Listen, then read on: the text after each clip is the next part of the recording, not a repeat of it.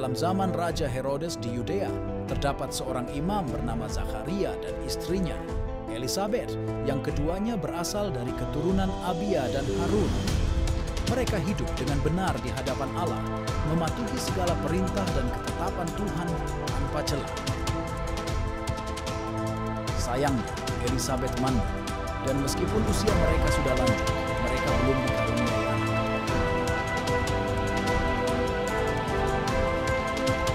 Pada suatu waktu, ketika giliran rombongan Zakharia untuk tugas keimaman, dia dipilih untuk masuk ke bait suci dan membakar ukupan. Saat melaksanakan tugas itu, dia melihat seorang malaikat Tuhan berdiri di sebelah kanan mezbah pembakaran ukupan. Kejadian ini membuat Zakharia terkejut dan takut.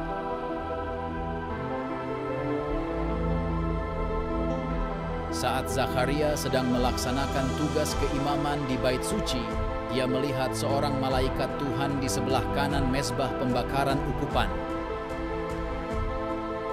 Malaikat itu menghiburnya, menyatakan bahwa doanya telah dikabulkan dan istrinya, Elisabet, akan melahirkan seorang anak laki-laki yang harus dinamai Yohanes.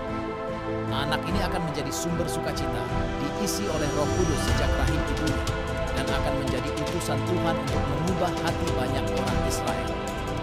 Zakharia, meskipun awalnya takut, menerima berita ini dengan keyakinan.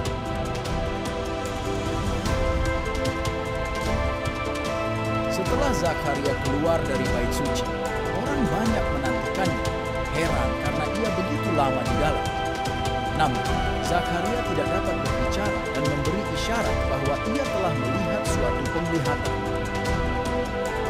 Ia tetap bisu selama sisa masa tugas jabatannya dan pulang ke rumah setelah jangka waktu tersebut berakhir. Beberapa waktu kemudian, Elisabet, istrinya, hamil dan menyembunyikan diri selama 5 bulan, bersyukur atas tindakan Tuhan yang menghapuskan aibnya di hadapan orang. Pada bulan ke-6 kehamilan Elisabet, malaikat Gabriel diutus oleh Allah ke kota Nazaret kepada seorang perawan bernama Maria yang bertunangan dengan Yusuf.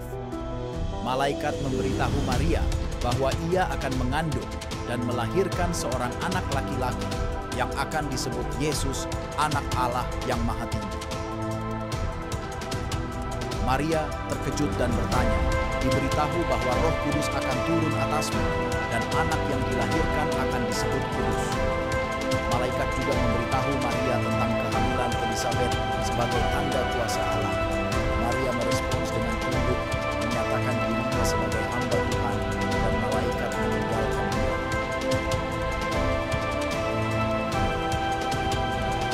Beberapa waktu setelah menerima kabar dari malaikat, Maria pergi ke pegunungan Yehuda untuk mengunjungi Elisabet.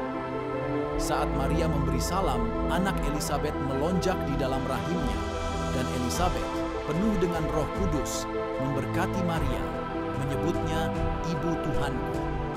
Elisabet bersukacita karena Maria telah datang, dan anaknya melonjak kegirangan karena mendengar salam Maria. Elisabet juga menyatakan berkat atas Maria yang telah percaya. Setelah genap bulan kehamilan Elisabet, ia melahirkan seorang anak laki-laki. Tetangga-tetangganya dan sanak saudaranya bersukacita karena Tuhan telah menunjukkan rahmat-Nya kepadanya. Pada hari ke-8, mereka datang untuk menginapkan anak itu dan ingin menamainya Zakharia seperti nama bapaknya. Namun, Elisabet bersikeras bahwa anak itu harus dinamai Yohanes. Meskipun tidak ada yang bernama seperti itu di antara sanak saudaranya, mereka meminta pendapat Zakharia. Zakharia yang sebelumnya bisu meminta batu tulis dan menuliskan bahwa nama anak itu adalah Yohanes.